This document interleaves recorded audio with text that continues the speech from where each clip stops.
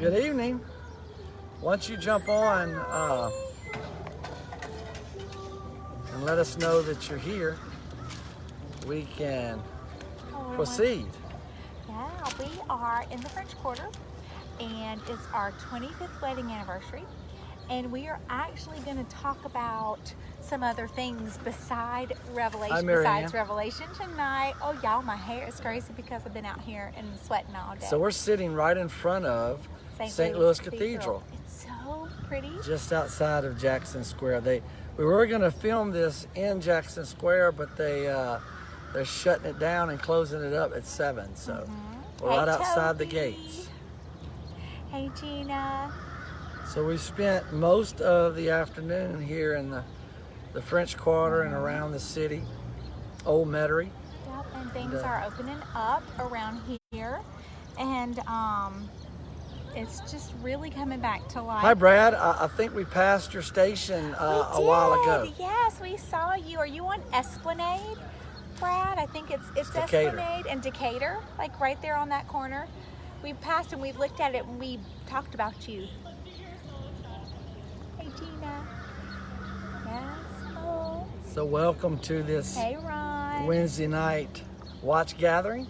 We'll get started here in just a few minutes.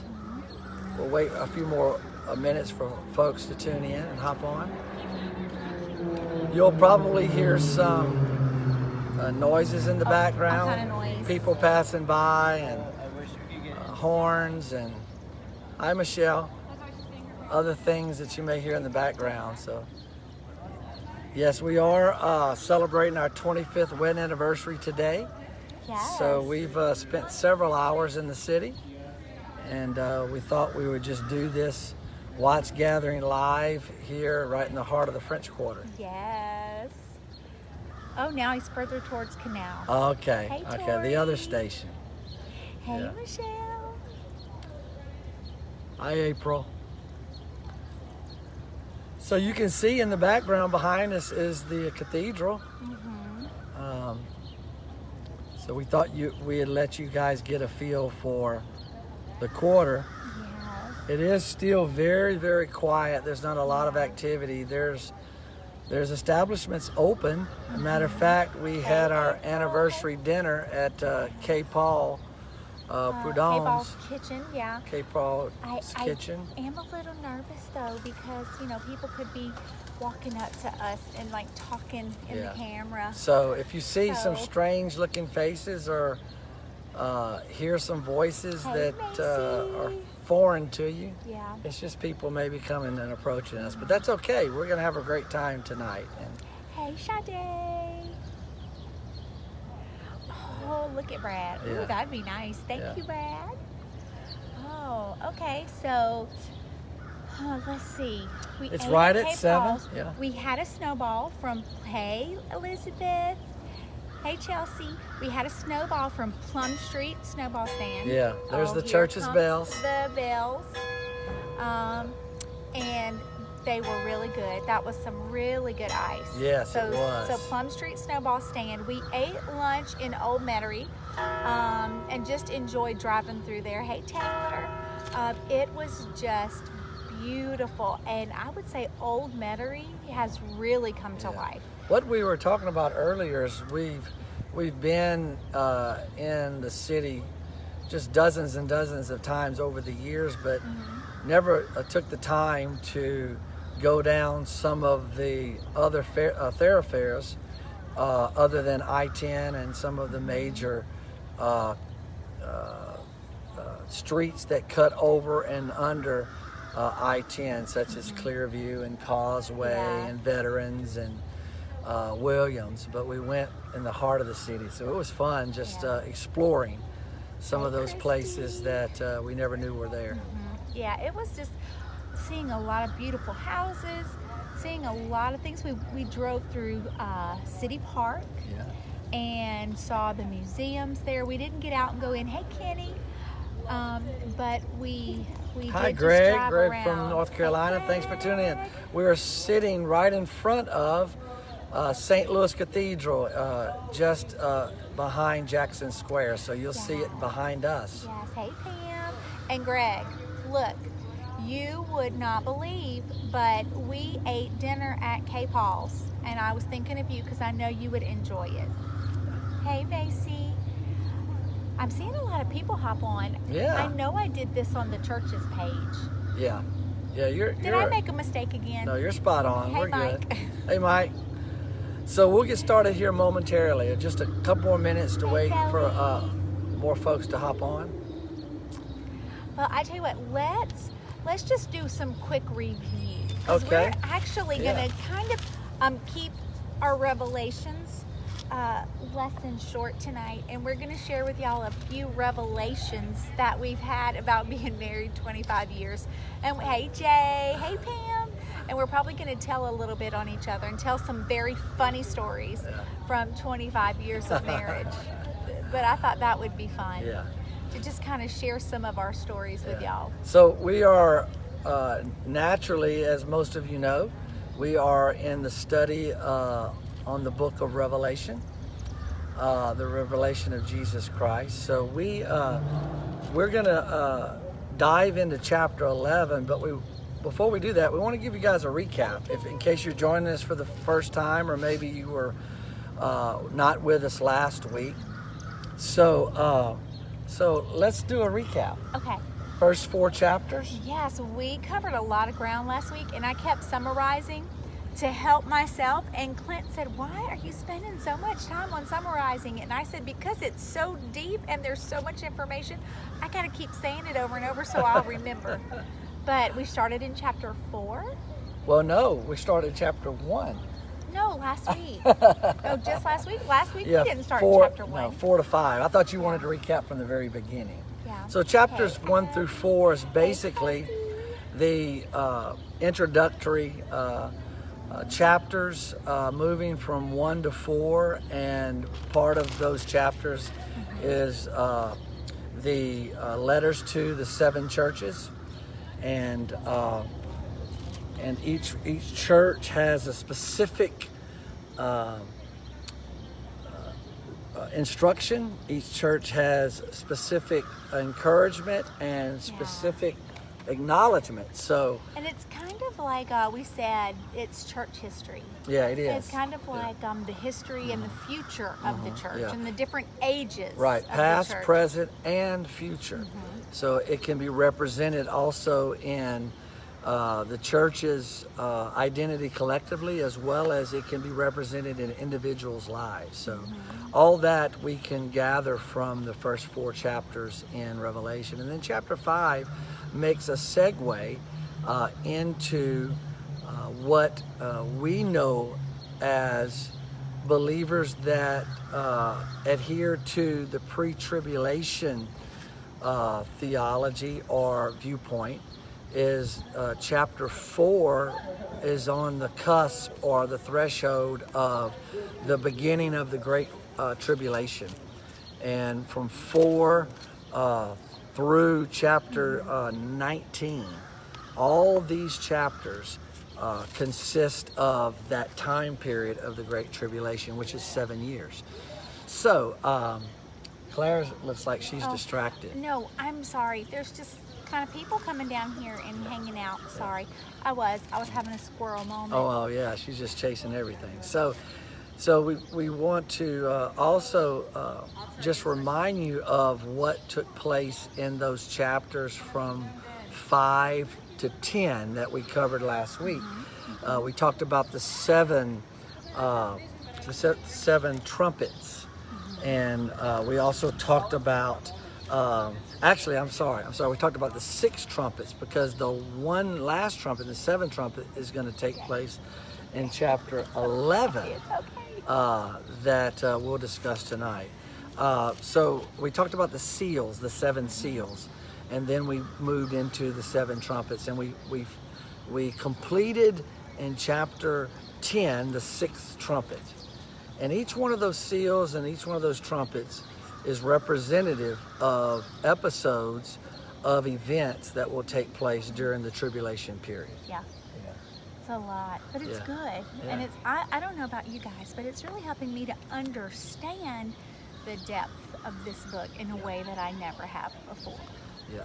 Claire, in her extrovert personality, is having a very difficult time of staying focused because there's people taking pictures around us, and she's getting and I'm making friends. distracted.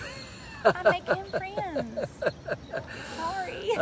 So It's probably it's probably the best if we did this at our house. yeah, for you anyway, for sure. Yeah. So a lot more was discussed in the last actually 3 sessions that were discussed through chapter 10 in the book of Revelation.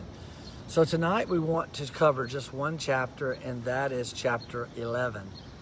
So we're picking up about the middle of tribulation period. Now, we've already mentioned in our earlier sessions that the first half of tribulation is not so bad, which is a 3.5-year period. But right in the middle of those 7 years, between the first 3.5 years and the second 3.5 years, that is when the lawless one, the man of perdition, the one who is referred to as the Antichrist, that's when he actually turns on everyone and begins to rule in a different way.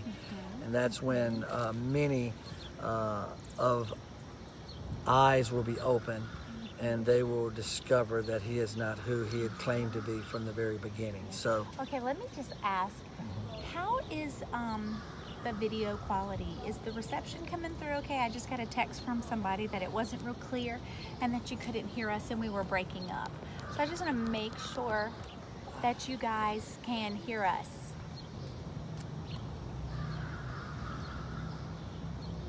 So, okay. Well, you can keep talking. They can tell us. Okay, so we're back. Sorry. So anyway, we're trying to adjust the screen so you can hear and see us. So it might just be this person that texted. Yeah, maybe on their end. All right, so I want to pick up in chapter 11. And the heading for chapter 11 is the 2 witnesses. So I'm going to break it down, not every verse, but there's several verses in chapter 11 that I want you to understand and be clear on. Let me say this as I say every week. I want you to pay close attention to the symbols and the spiritual meanings, in other words, the context in which John, the writer, is writing, so that you can understand the intent in which Jesus needs to be revealed, and all of these things that are being explained, you will understand clearly. So I want us to look at verse number 1 right off the bat. It says, "And there were given me a reed like unto a rod, and the angel," capital A, angel, that's referring to Jesus Christ. "An angel stood saying, Rise and measure the temple of God and the altar and them who worship therein." So this is taking place in the heavens. This is referred to in Daniel chapter 9, verse 27. The temple is, in a spiritual context, the temple in heaven, which is a exact replica of Solomon's temple that was built here on earth in Jerusalem thousands of years ago. As you know, Solomon was of the Old Testament, the son of David, that David had the vision to build the temple, but Solomon was the one actually to see it through. So this temple is being referred to as the direction is to measure the temple. So the angel again is representative of Jesus in verse 1. Now verse 2, it says that, "But the court which is without the temple leave out and measure it not, for it is given unto the Gentiles and the holy city. So they tread underfoot 40 and 2 months. 40 and 2 months represents that 3.5-year period. Okay. So we see this is taking place mid-tribulation period.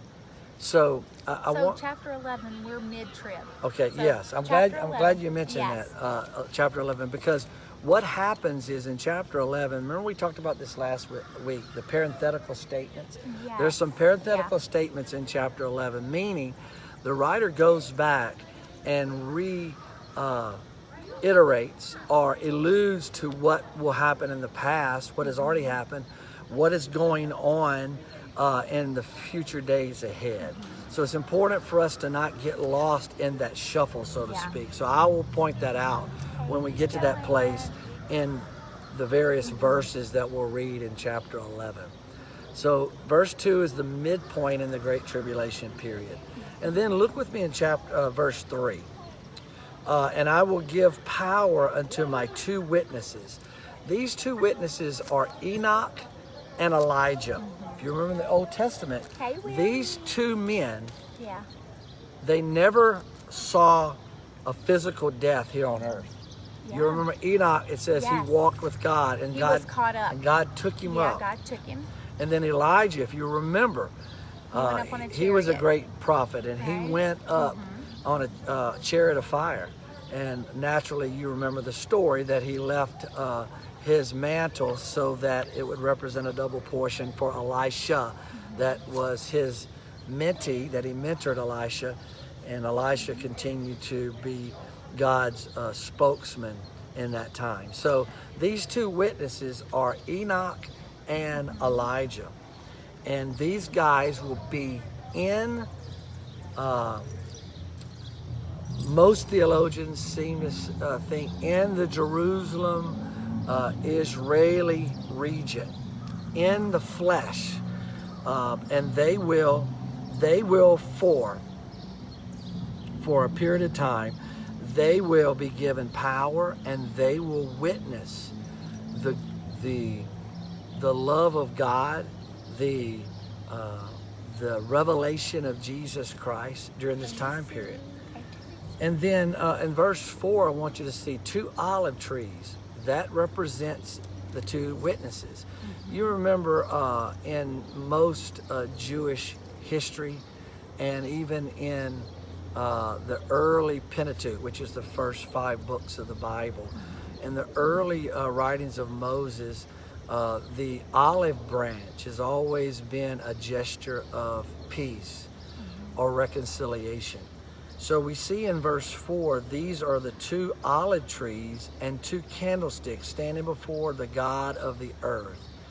So, and then that can also be referenced in Zechariah chapter 4, that speaks thousands of years before this is actually happening in the book of Revelation, which is a future event. So the olive trees represent the two witnesses, Enoch and Elijah.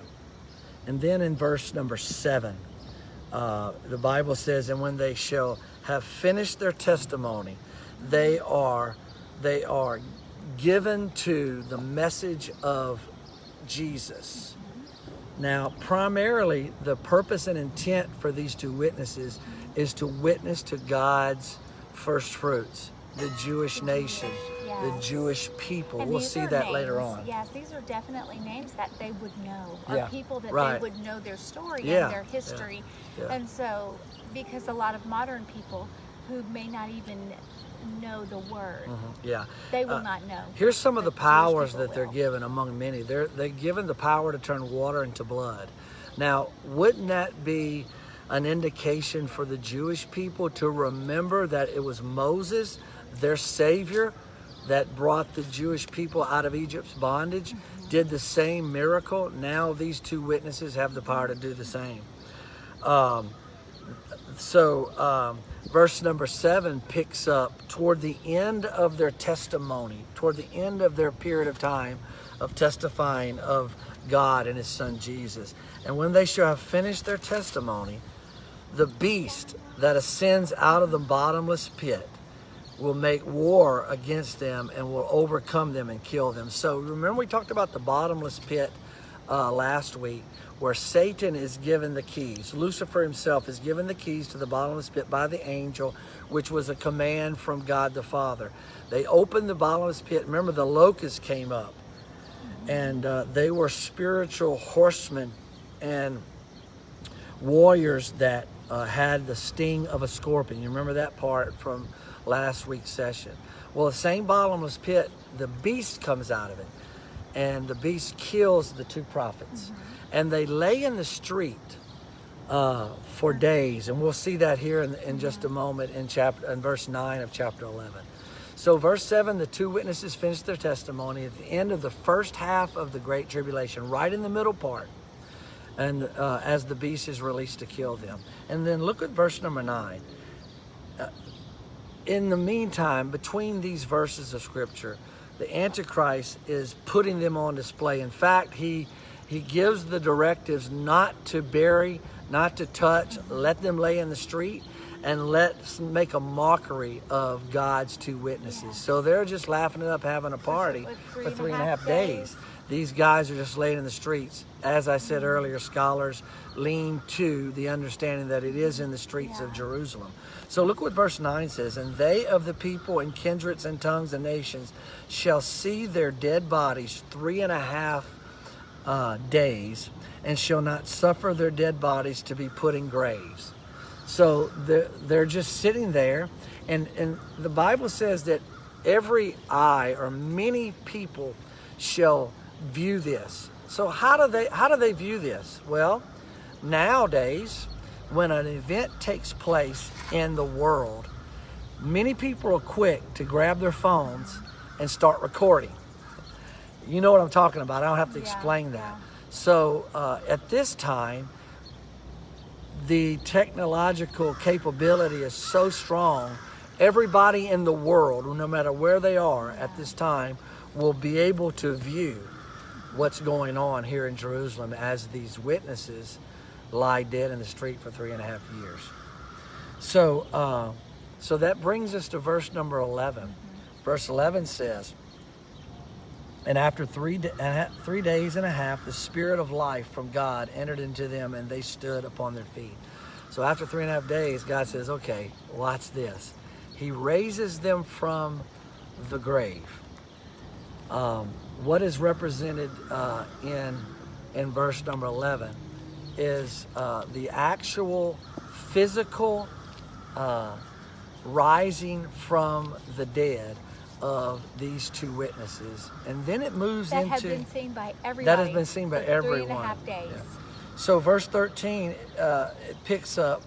Let me say this as just a notation. In verse 12, it just simply talks about after they rise from the dead, God calls them back up, and they ascend back into the heavens. In the same manner that they did when they were living thousands of years ago, when God took them up without seeing death. So Enoch and Elijah, after being called from the dead, they rise after 3.5 days, and then they ascend back to the heavens to the Father.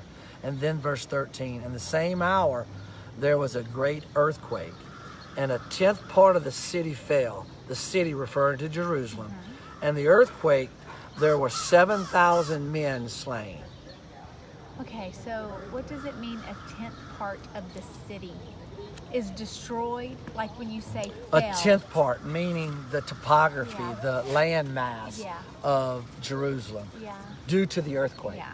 Due to the earthquake. Okay. Not necessarily the population. No, yes, it just, that's what I mean, the buildings. Yeah, right, and just the land mass of the city, the 10th part. And then naturally, as we just read in verse 13, 7,000 men. Now, I don't know if that's a generic term, men and or women, but 7,000 men are killed, slain because of the earthquake. And then the remnant were frightened, the Bible says. They were afraid and they were frightened, and gave glory to the God of heaven. So most likely, these are Jews that are finally having their eyes open, and they are giving their allegiance to God the Father, understanding that Jesus that came 2,000 years ago was the actual true Messiah, and this fake Messiah, the Antichrist, wasn't who he claimed to be at the beginning of the tribulation period. So let's move from verse 13 to verse 15. And the seventh angel, okay, we talked about the 6 trumpets. Last week, we finished the 6 trumpets, and then it moves into parenthetical. It moves into the chapter 11 where the 7th trumpet occurs. So the angel sounds the 7th trumpet, and there were great voices in heaven, verse 15 says, saying, the kingdoms of this world become the kingdoms of our Lord and of his Christ, and he shall reign forever and ever. So we see that this 7th trumpet is sounded in verse 15, which again, 7 is representative of a number that is perfect and complete. That's why you had the 7 seals. That's why we had the 7 trumpets. That's why you had the 7 churches. You see this number represented throughout Revelation. And then in verse 19, the last verse in chapter 11.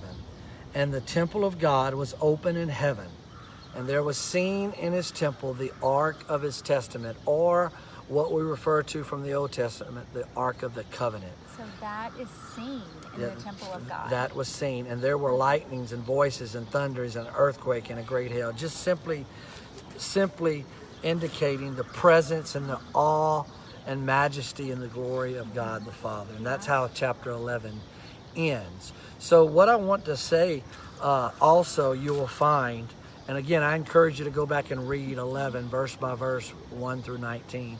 What you'll find in chapter 11 and this midpoint of tribulation, what had been happening when God told Jesus, the angel, capital A, to go measure the temple. What had been happening for much time during the tribulation period up to that point, Jews have went back to physical animal sacrifices in the temple. And again, this is something that was installed by not only the Jewish people, but the Antichrist himself. So all that is enclosed in chapter 11. So just another fascinating chapter in the book of Revelation. It is so thrilling to see God's hand upon not only the Gentiles, which many of us are, but also the Jewish people up to that point did not believe that Jesus of the new covenant in which we read, that died, was crucified, was buried, and rose again almost 2,000 years ago, was actually the true Messiah.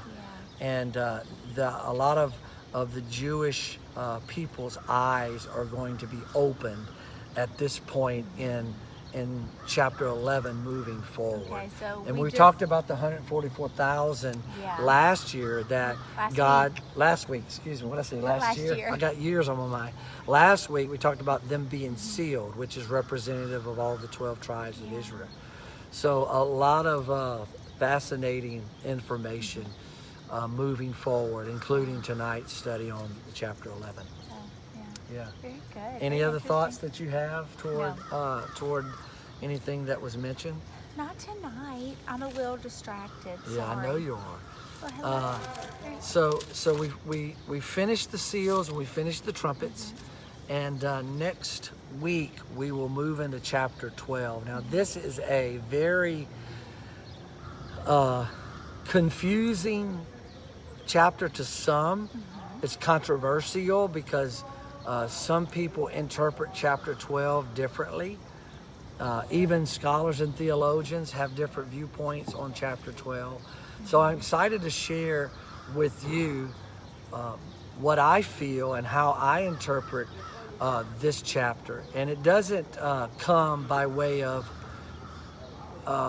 my own understanding. It comes from years of sitting in systematic theology classes and church history classes and various classes over the years, and hearing from various professors and gaining information and then discovering it for myself. So chapter 12 is going to be a great study next week, so you don't want to miss that. Well, I'm looking forward to it. Yeah. Hey, so what we're going to do is we're going to change gears. So question though. So since we're starting to have services on Sunday, will we go to in-house Bible study? No, or are we still I'm glad you said that. we won't go into Wednesday gathering in person at least till phase 2. Okay. Because it's a 25% of That's the true. capacity of our space, and if we only have one service on Wednesday, and if we have more than 70, then we would not be able to let anyone else in. Yeah, So we'll stay in this mode at least for the next few weeks until we see what phase 2 guidelines will be for us. So yeah, so if you haven't saved your seat, you need to do so, because right now our 10 a.m. service is full. Our 8:30 service has 22 seats available, and the 11:30 service has 24 seats. Yeah, so and we're doing this for your safety and for your benefit, not because we're trying to control, but we just have to come under our government and respect what they've said. And so they're saying 25%. So for that, we have said save my seat. So you can save your seat on our app or at lf.church. Yeah, so it's just a great tool for you to use. Very quick and easy process. Very easy. So if you haven't already, please do that. Or if you know someone that hasn't done it, or maybe they're having some difficulty because they're just not familiar with navigating through the app or through the church website, just help them. So again, the second service, the 10 o'clock service, is already full. Now again, all 3 services on Sunday are family services. So the nursery and all the kids ministries will not be taking place. We're delaying that at least till the second phase, and possibly even longer. So it will be a family service. You'll come and sit with your family. So we're going to take every precaution. We will have 2 hand washing stations. We'll have 2 coffee stations. Your coffee will be served to you. Thing, y'all. 2 coffee stations. Yeah. I am hype about that. Yeah. Woo, woo. One inside, one outside. We'll have tents set up outside so you'll be shaded. And there'll be someone to serve you the coffee and give you the individual packets and condiments for your coffee. So we're doing everything we possibly can to keep everyone safe, to keep everything sanitized, and don't be surprised when you come. And we know that there are many mixed feelings about gathering in public, but we just want to go the extra mile. So our heart is for you, and we want to serve you the best we can. So the greeters will have masks on and gloves on. So we just want to make sure that we're doing all that we can to secure your safety and let you know that we care about you. Yeah. Okay. All right, so we've got some things we want to gears. share something with you. Hi, Tim. It's one of my neighbors. I know, and Brad is back, and Danny. Good to see you Danny guys. gives really good air hugs if you saw our summary video of Sunday. But we're going to talk a little bit about things that revelations from 25 years of marriage. And I think we're going to tell some stories on each other. Yeah. But we've been together 26 years. We dated for 6 months, and we were engaged for 6 months. So it wasn't very long when we met each other. And we knew pretty quick that we wanted to get married because we loved each other. But I thought I want you to start with the story of when we met. We had met informally and kind of knew who each other was, because I was a pastor's daughter in the Louisiana district, and he was a student pastor and within the New Orleans area. So we kind of were aware of each other, but we had never officially met. And so he's going to tell you the story of when we first met. So there's a 6-year age difference. So most of student ministry... I'm 6 years younger. 6 years age She wanted to qualify that. He's older than me. So I was a single student pastor. So for many years, through the various Louisiana student ministry events, I would see Claire from time to time from a distance. So we really didn't know one another. We knew of one another. Probably I knew more of her than she knew of me. So those were during her teenage years. Yeah. So we wound up between her junior and senior year of college. Yes, I was at Southeastern in Lakeland, Florida. Yeah. And I was the eligible pastor's daughter that my parents brought to district council with them. So this which is a statewide and we didn't get conference to go this year for ministers just because of all the craziness. Yeah. So, but yes, we met at district council in Louisiana in Lafayette. Yeah. So I did what you would call a Freudian slip the first time I was actually formally introduced to Claire by her mother. So the first words that came out of my mouth. Now, before I tell you the first words, I want to Taylor, to share this disclaimer, okay? Claire, growing up and what I knew of her as a teenager, she must have weighed 100 pounds soaking wet. Hallelujah! I mean, she wish was I weighed that now. skinny Well, maybe a little as more, a but... stick. So it had been several years since I saw her. Probably her junior year in high school, maybe senior in high school. So it had been at least 2 or 3 years since I saw her. And the first words that came out of my mouth was, "Wow, you've gained some weight." Ladies, can y'all believe that? I'm being introduced to somebody that I think is super handsome. And the first thing he says to me is, "You look like you've gained some weight." So what had happened was what I actually meant by that was she gained weight in all the right places, but I didn't want to say that because her mom was there and I didn't want her to feel as though I was too forward or getting fresh with her daughter. I was 20 years old. You know, every young lady self-conscious when you meet someone, and I will never forget that he said that to me. But my mom did call me in February, and so this was May, and tell me she had met my husband. And of course I'm like, whatever.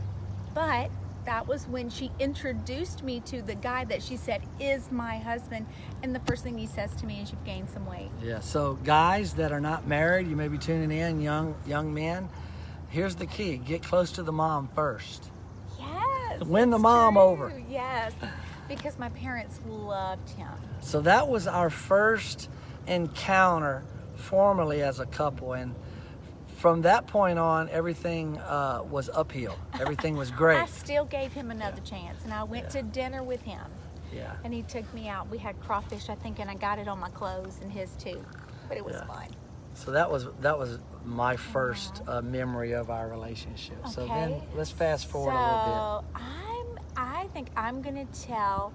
Should I tell about our first real fight? No, rewind a little bit. Tell about our first apartment right after getting married. Oh, yes. And your grocery experience. Okay, so Clint and I, we get married in New Orleans, and he moves me to Dallas, Texas, far away from God and everybody that I knew, and my mama and my daddy. And he said, "Claire, I have gone to Dallas. I've picked us out the perfect apartment." Now remember, I've been living on my own for several years as a single bachelor. True. Okay? I had never lived on my own. I went straight from my parents' house to the dorm in college, and then to life with him.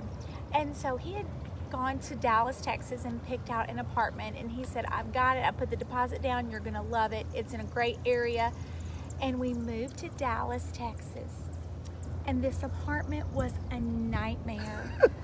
It had, we call it poo-poo brown carpet. I was frugal. I just wanted to save some money. Yeah, the carpet was terrible. The carpet was probably 25 years old. And I'll never forget, I think the first time he left me alone in the apartment. Now remember, I'd never lived alone, and we're in Dallas, Texas, so I was a little bit afraid of that big city. Didn't know anyone. Didn't know anybody, and there's loud music all the time in our apartment building, and just, you know, all kind of people carrying on. And he leaves and he goes to work, and when he slams the door of the apartment, it was like the roaches were trained, and the roaches literally come out from under the cushions in our couch and underneath the TV, up from behind the TV, and like probably 5 or 6 roaches. When he slammed the door, they're like, "Freedom!" and they start scurrying all over. I started jumping up with books and shoes, and it was crazy. Didn't you cry though that first day I I left? Yeah, I was just really mad. You're traumatized. I was traumatized. Yes, I'm a princess. First world probs. I know.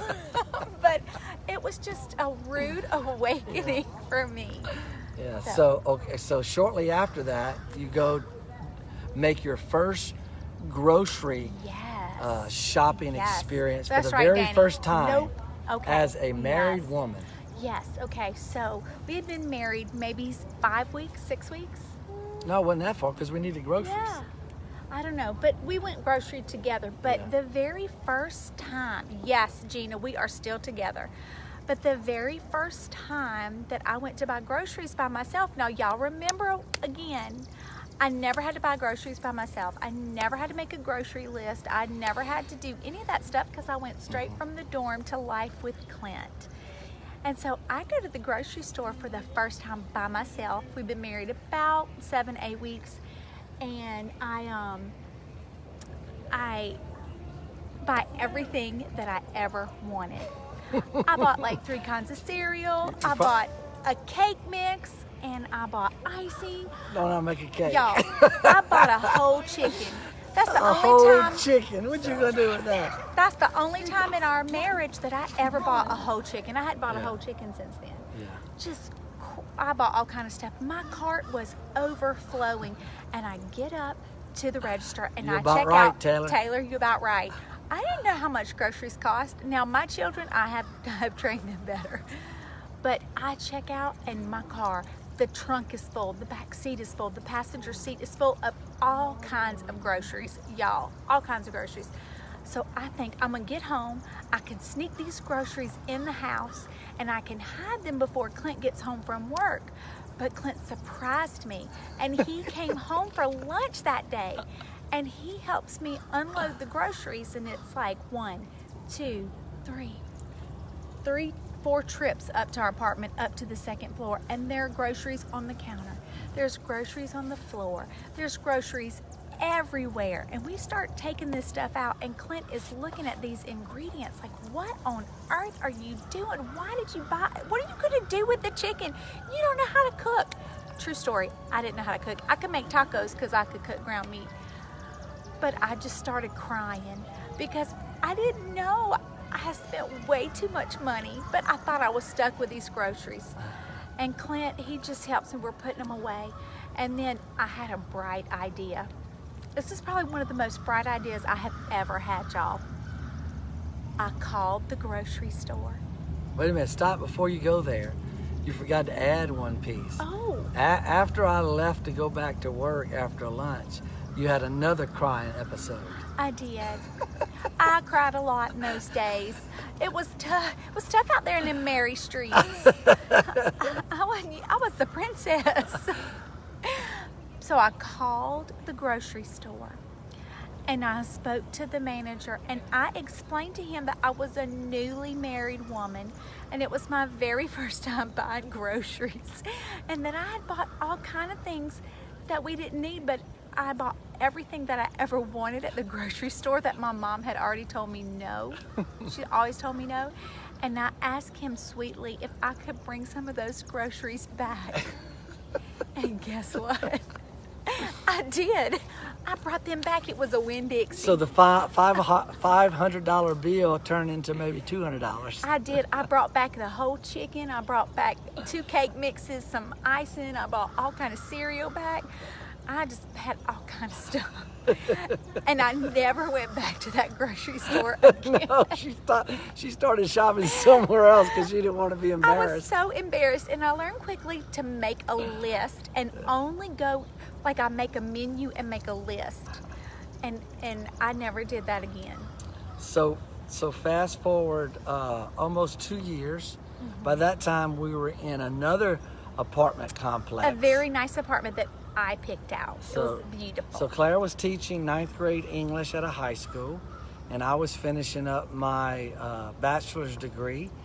So we were involved in a local church and was on staff there at the church while attending school. So I don't know how many different ways we ate eggs, but we did. Because we were on a shoestring budget as it was. We were I wouldn't say we were impoverished, but we didn't have a whole lot of nickels to rub together. Yeah, I think I made $19,000 my very first or 2 years of teaching, and Clint working part-time at the church, he made $10,000. And, you know, but we had 2 cars, an apartment. We just didn't have a lot extra, so we bought a lot of eggs. Yes, we had egg sandwiches, Egg salad. hard-boiled, soft-boiled eggs. Yeah. Oh, fried eggs. We had fried egg sandwich. Scrambled eggs with cheese. We had deviled omelets. We had poached eggs. Oh my We had all goodness. eggs any way you could And think I of. tried to make egg custard, but it actually turned out to be scrambled eggs with cheese. I mean, with sugar, because I could not Oh my cook. goodness. But it was Another horrible. thing that we ate a lot of, and it was very cheap, was we bought a 10-pound bag of potatoes. Mm-hmm. So my mom's an excellent cook, and she may be watching here, but growing up, we never had the frozen French fries that you buy these days. And not to make my mama look bad, but we only ate frozen French fries. My mom was not. She's talking about her childhood. Yeah, my mom was not a from scratch cook. She just wasn't. You know, Daniel said like the Forrest Gump of the egg. Exactly. Exactly. Yeah. So what we did was I reverted back to my childhood and growing up in Mom's house. Had a big old bag of potatoes, so we peeled the potatoes and we sliced them, homemade no, Taylor, French we fries. Never ate pickled eggs. Threw a lot of sasseries on those potatoes that we had already sliced, Yeah. and we ate French fries a lot those days as well. And one thing that we ate at least twice a week, and I wouldn't buy this now. You could not pay me to buy it. Hamburger Helper. That's one of the 3 things that Hey, you could Sarah, cook. I know. I would literally go down the aisle and they would have lasagna Hamburger Helper. It's like, what flavor Hamburger Helper are we eating tonight? Cheeseburger Hamburger Helper, and I would just buy all the kinds, and then we're having Hamburger Helper. So 2.5 years we were in Dallas, and then we took a staff position at a church in St. Petersburg, Florida. At that time, Claire was 6 months pregnant with Jordan. So we took the position and we moved into this beautiful rent house. It was just great, gorgeous yard. It was just a beautiful house to rent.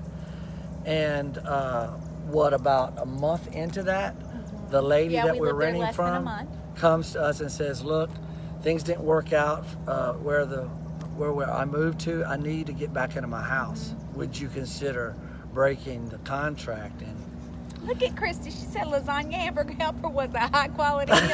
Yes, and it was cheap and it was good. so being Easy. young married couple, still had been married for 2.5 years at that point, we wanted to do the right and Christian thing. So we said, okay, we'll let you back in your house. So we wrote the contract, broke the lease. So we had to look for an apartment quickly. So we moved into this. It's almost like deja vu from the first apartment in Dallas. We moved into this, what we refer to as Taco Bell Villa complex, because if you remember the old Taco Bells, how they looked. Like the cream stucco with Yeah, the the arches, windows. okay. It looked like the whole complex was one big Taco Bell restaurant. Yeah. So we had an apartment there, stayed there 1 year. While we were there, Jordan was born. And then we bought our first house there in St. Petersburg, Florida. And then after several years there, the Lord took us to Atlanta, and we were there in Atlanta when Morgan was born. Yes. Oh, I was going to tell about our very first real fight. Yeah, we got to rewind back to Dallas. That's a really good one, Yeah. though, because y'all married folks know. Y'all know the difference between, like, you're engaged and you're dating and you're in love, and then you get married and then you have your first real fight. It's like that old preacher said, we never fight, but the like next block, the neighbors can gloves hear are us off. having a conversation. And you're about to get real. And I'll never forget our first real fight. Maybe we had been married like 6 months. Honeymoon I don't know. period had ended. Yeah, you know, and it's like, it was, and to tell you the truth, I don't even remember what that fight was about. I don't. It might have been rehashing the grocery Maybe. I don't know. shopping But all I experience. remember being so angry and marching away and going to the bathroom and slamming the door behind me. Now, y'all remember, no cell phones, no laptops, no nothing. So I go and I'm in the bathroom and I am fully expecting my husband to come follow after me and knock on the door and say, "Oh, honey, please come out. Please come out. I'm so sorry." Y'all. Crickets. 20 minutes later, I am still sitting in that bathroom and he's taking a nap. He is not even worried about me in the bathroom steaming. So I very quietly walk out and realize that that was a battle that I had lost. So the moral of the story is, ladies, if your husband doesn't come chasing after you, it's okay. He still loves you. So we, over the years, have had some many great experiences. That's right, and Danny. Journeys that we've taken together. We were recounting all of the 25 anniversary dinners that we've celebrated. All of them together represented several different states. Yeah. Several different cities, and so we're reading some of your comments. Some of you guys are posting your first fight. I will tell you, that BB, seems to be the high topic yes. right now. BB, my mom and daddy fought like cats and dogs every year at Christmas time, decorating the Christmas tree. That was the one time that I would go and hide, and my mama would use maybe some not so nice words. Because they would get so mad at each other over the Christmas tree. I don't think we had enough money to buy Christmas decorations for the Christmas tree our first couple of years. We did, but it wasn't pretty. Now my Christmas tree is really pretty. Light the untangling and wrapping the lights seemed to cause some discrepancies in viewpoints and cause some conversations that you normally wouldn't have. Well, you know how it is, ladies. You want help, but you only want them to do exactly what you want them to do. Their opinion and the way they think that the light should go on, it doesn't matter. Yeah, and when they ask you... Because I want them to do it like I want it. And then when they ask you your opinion, it's not that they're going to receive your opinion. It's just they're asking your opinion. Yeah. And the best thing to say, guys, is, yeah, if you think it looks good, it's good. I'm fine. That's right. Looks great. Moving on. Yes. Fabulous. Beautiful. Amazing. Yeah. So over all the years, Taylor said, "I don't have an opinion." You're a smart man. Well, but see, sometimes I want Clint to have an opinion. I want him to have the opinion that I want him to have. Yeah, exactly. So I've learned over the years. And matter of fact, which brings me to today. In fact, probably the last dozen years or so, I had learned fairly quickly that Claire has a tendency to return things as it relates to gifts. So it took me only just a few years to discover, look, I'd be more safe than just taking her to where she wants to go and let her pick out her gift and then purchasing it right there on the spot. Yes. That way she's happy, she gets exactly what she wants, saves me a trip to the store to return, whatever. So even today, we went to a jewelry store and Claire picked out her 25th wedding anniversary gift. I did. He took me to a store. We found one that was open. So anyway, I've learned that over the years that I used to call her the receipt queen the first several years of marriage, because you better keep that receipt because she's going to return it. So I think she gets that from her mom. Her mom had a tendency to do that. She wanted exactly what, and wasn't afraid to tell you, even when she opened the gift, that, oh no, it's okay, being polite. I'm going to take this back. So it is what it is. I'm nice about it, but I might tell you later. Yeah, you may wait maybe a few hours or the next day. I think I'm going to take this back. So. Oh, the lights are showing through the windows, y'all. It's so pretty. Yeah. So, anything else you want to share before we finish our time together? I would still choose you. Yes. Thank you, love. After 25 years. Same here. We've been a lot of places and we've done a lot of things. Oh, my gift is coming, Miss Elaine. Yeah. I had to order it because it's personalized, but I got a little pinky ring with the C on it. I've been wanting one. I had one that was my Jay said She already returned it. No, no. Well, it'll be here in a couple of weeks. Yeah, They didn't have it. But it's a little pinky ring in, I think, white gold or silver, and it's gonna have a C on it because my mom gave me hers that she had when she was a little girl, you know, a little pinky signet ring, and I lost it.